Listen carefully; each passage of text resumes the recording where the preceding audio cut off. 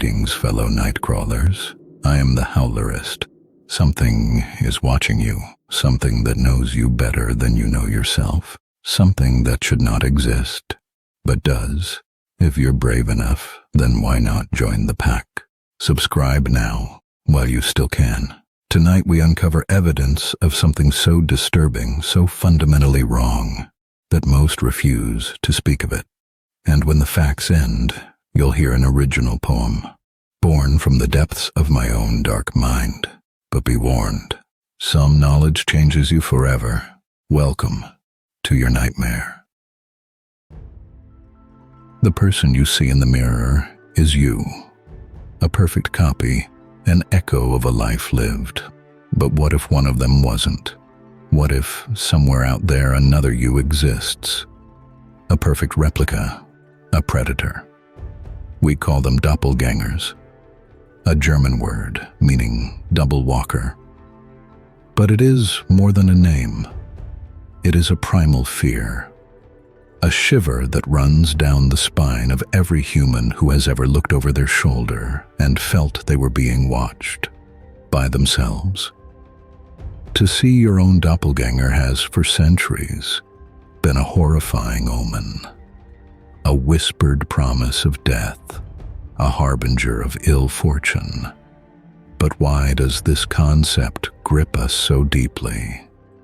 Why does the mere thought of meeting ourselves fill us with such primitive terror? The ancient fear, the legends are as old as fear itself. In ancient Egypt, the concept of the Ka was a spiritual double, your life force made manifest. To see your Ka walking the earth was a sign that your soul was being separated from your body, a certain prelude to death. The Egyptians believed that when the Ka appeared, it was because the gods had already begun severing the threads that bound your spirit to flesh. The Irish speak of the fetch, a ghostly double whose appearance signals the end of your journey. Unlike other supernatural encounters, the fetch appears in broad daylight, solid and real as any living person. If you see it in the morning, it is a warning. You have time to prepare.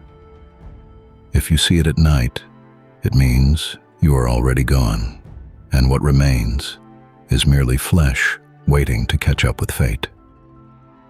In Norse mythology, the Doppelganger was a spirit that preceded you to places you were about to visit.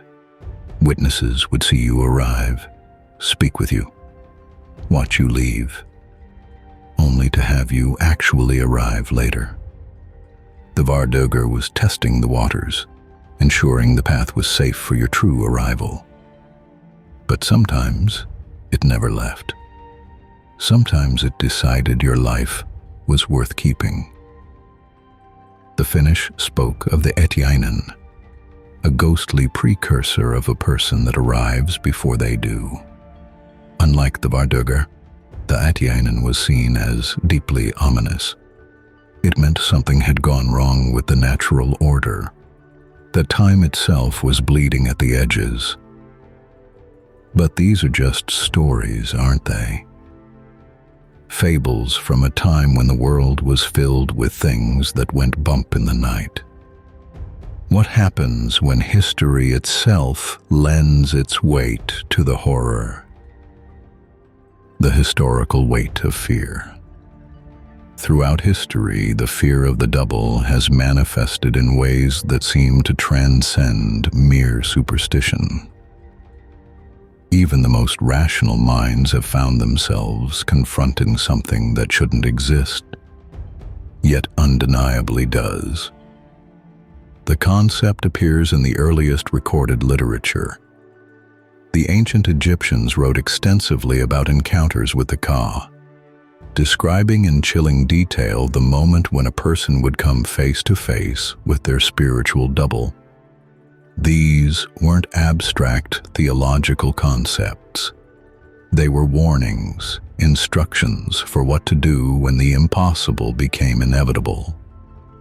Medieval chronicles contain scattered reports of doppelganger encounters, usually dismissed as the ravings of the mentally unwell or the fantasies of the superstitious.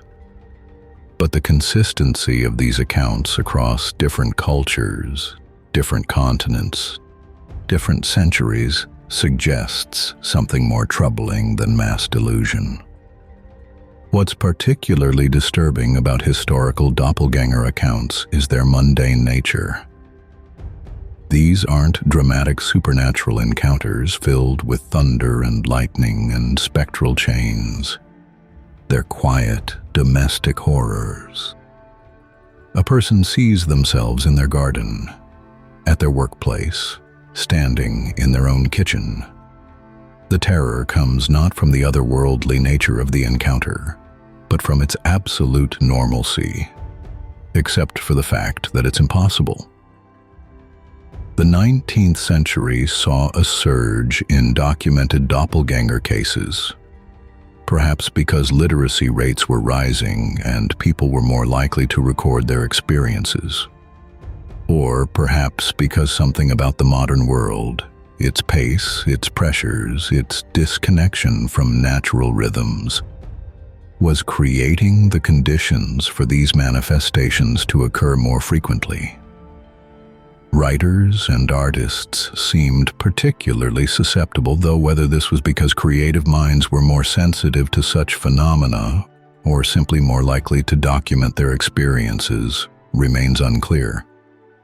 What we do know is that many of literature's most celebrated figures spoke openly about encounters with their doubles, and many of them died under circumstances that their contemporaries considered suspicious, unexplained, or tragically premature. Legends and whispered accounts. Some of the most chilling doppelganger stories exist in that gray area between history and folklore. Accounts that may be embellished, misremembered, or entirely fabricated, yet persist because they capture something essential about our fear of the double. Take the legend of Catherine the Great's final days. The story goes that palace guards saw her sitting on her throne in the dead of night, silent and motionless.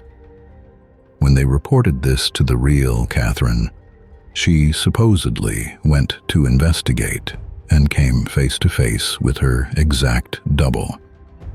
Terrified, she ordered it shot, and it vanished, only for Catherine to die days later of a stroke. A perfect story of supernatural warning, if it happened at all. Then, there's Abraham Lincoln's alleged mirror vision. Shortly after his election, Lincoln supposedly saw his reflection split in two. One face vibrant and alive, the other pale and ghostly. His wife Mary interpreted this as a sign that he would serve 2 terms but not survive the second. Whether Lincoln actually experienced this vision, or whether it's a story that grew in the telling, we may never know. Guy de Maupassant, the master of macabre tales, allegedly wrote about his own doppelganger encounters, claiming his double would sit at his desk and dictate stories to him. The fear of these visitations supposedly consumed him until his death in an asylum. But Maupassant was a fiction writer, and the line between his lived experience and his creative imagination remains frustratingly blurred. These accounts are difficult to verify, existing mainly in secondhand reports, family stories, and literary anecdotes passed down through generations. But they're chilling nonetheless, perhaps because they feel true to the experience of confronting one's double, even if they never happened at all. Sometimes, the power of a story lies not in its factual accuracy, but in its ability to articulate a fear so primal, so universal, that it transcends the need for proof. Modern encounters, doppelgangers, are not relics of a superstitious past. In our digital age, where cameras are ubiquitous and experiences can be instantly shared across the globe, reports of doppelganger encounters continue to emerge. While many can be explained away as cases of mistaken identity, camera tricks, or elaborate hoaxes, some defy easy dismissal. These contemporary reports force us to confront an uncomfortable question. If doppelgangers were merely the product of medieval superstition or pre-scientific understanding, why do they persist? Why do people in the 21st century continue to report experiences that sound remarkably similar to those recorded centuries ago? When the mind creates its own monsters, these are historical accounts, modern mysteries. But what does the cold, hard reality of science have to say about such a phenomenon? It would suggest that the doppelganger is not some ghostly curse, but a terrifying failure of the human mind itself. We are given the delusion of the doppelganger because our own brains can break in very specific, very horrifying ways. Consider reduplicative paramnesia, a rare delusional disorder where a person believes that a person or place has been duplicated, replaced by an identical imposter. Imagine the sheer, raw panic of your mother looking you in the eye and telling you that you are a copy, a convincing fake who has replaced her real child. You can show her photographs spanning decades. You can recite childhood memories that only the two of you share. You can display scars she kissed better, birthmarks she's seen 1,000 times. But she will look at you with the same cold, dead stare as she did the moment before. Because to her damaged mind, you are not real. You are a duplicate. A very good copy, but a copy nonetheless. You are not her son. You are not her daughter. The real you is gone, and she is left with this thing that wears your face. Then there is autoscopy, a neurological condition where a person experiences a hallucination of seeing their own body from an external point of view. It's an out-of-body experience, but with a horrifying twist. The WC is not some ethereal spirit drifting peacefully above your physical form. It is solid, flesh and blood real, and it is silent, still. It often just stands there, in perfect mimicry of your posture, watching you watch yourself. This can be triggered by extreme stress, trauma, epileptic seizures, or a brain tumor. A short circuit in the temporal and parietal lobes that projects a perfect copy of yourself into your visual field. It is a feeling of complete disembodiment, a separation of mind and body that can leave you wondering which version is real. Are you the one seeing or the one being seen? And if both feel equally real, equally valid, how do you choose which one to trust? The medical explanation sounds rational, scientific, but it doesn't address the deeper terror. If our brains can create perfect copies of ourselves without our permission, what else might they be creating that we don't know about? The darker possibilities. Perhaps that is the true terror. We are so filled with anxiety, so afraid of ourselves, that we create our own monsters. Our brains, the most complex and least understood organs in the universe, possess a terrifying power. We only use a small fraction of their capacity. But what about the parts we don't understand? What about the vast, uncharted territories of consciousness that might be projecting more than we realize. Do we create doppelgangers from within the dark corners of our own minds? Regions we barely understand or even fully access? Is the doppelganger not an outside force, but an internal one? A part of our own psyche that has somehow broken free, gained independence, decided it no longer needs our permission to exist? But what if these medical explanations are just comfortable lies we tell ourselves? What if the doppelganger is not a psychological or neurological phenomenon, but a very real threat from a place we cannot comprehend? Some believe the doppelganger is an extraterrestrial being, a biological drone sent to our world with one specific purpose: replacement. It's a perfect body double, crafted from a technology we can't begin to understand, grown in laboratories light years from Earth. Its creators have been studying us for decades, learning our behaviors, cataloging our responses, perfecting their mimicry. The abduction, they say, is secondary to the replacement. Your family, your friends, your entire life continues on, unaware that the person they're talking to is just a well-programmed puppet wearing your face. The conversations feel right. The mannerisms are perfect. Even intimate knowledge seems intact. Meanwhile, the real you is a specimen in some unimaginable facility. Your memories harvested, your reactions tested, your humanity dissected for scientific purposes. You could never comprehend. How would you ever know? How would anyone? Then there is the parallel universe theory. This idea holds that the doppelganger is not a copy at all, but another version of you from a different dimension. A reality where different choices led to different outcomes, but where you remain fundamentally, recognizably you.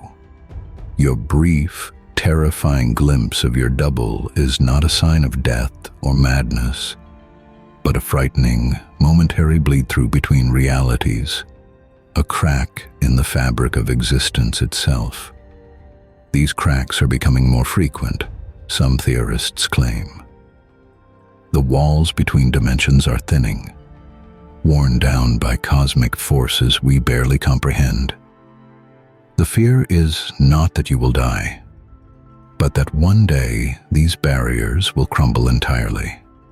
You will be forced to share your life with an identical stranger who has an equal claim to your existence. They look like you. They have your memories, or at least their version of your memories. But you know, in some primal, undeniable way, they are not you. And what happens when two identical beings occupy the same space? Which one fades? Which one remains?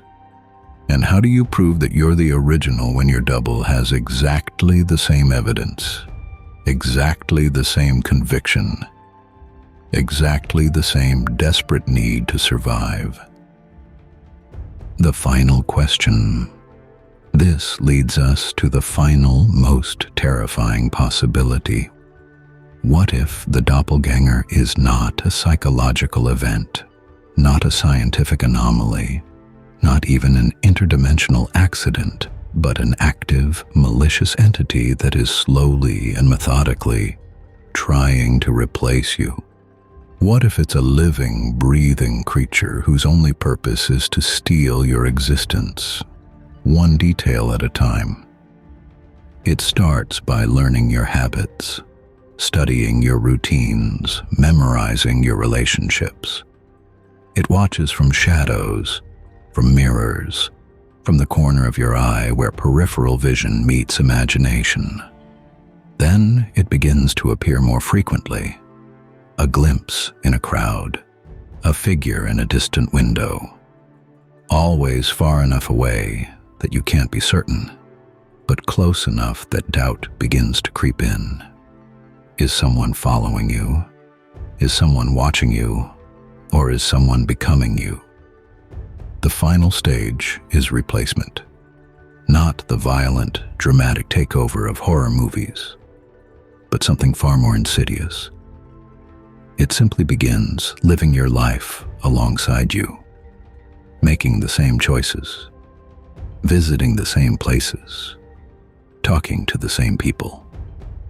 Gradually, the world stops being able to tell the difference between the original and the copy. And in that confusion, in that moment, when reality itself can't distinguish between you and it, which one becomes real? Which one gets to keep existing? Which one fades into the space between thoughts? The gap where forgotten things go to die. Perhaps the most chilling aspect of doppelganger encounters throughout history is how they end.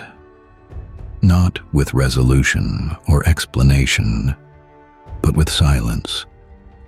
The witnesses stop talking about what they saw. They avoid the subject, change the topic, claim it was nothing more than a trick of light or a moment of confusion. But their eyes tell a different story. Their eyes hold the knowledge of someone who has seen something that shouldn't exist, something that breaks the fundamental rules of reality. And what if that silence isn't shame or embarrassment or the desire to forget? What if it's because the thing they met in that moment of encounter succeeded? What if the person who stops talking about their doppelganger isn't the same person who met it? The doppelganger doesn't just threaten death or madness or interdimensional displacement.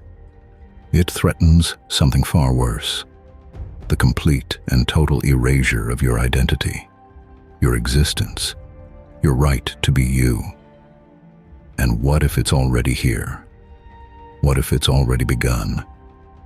What if, right now, somewhere out there in the darkness, your perfect double is learning to be you better than you ever were?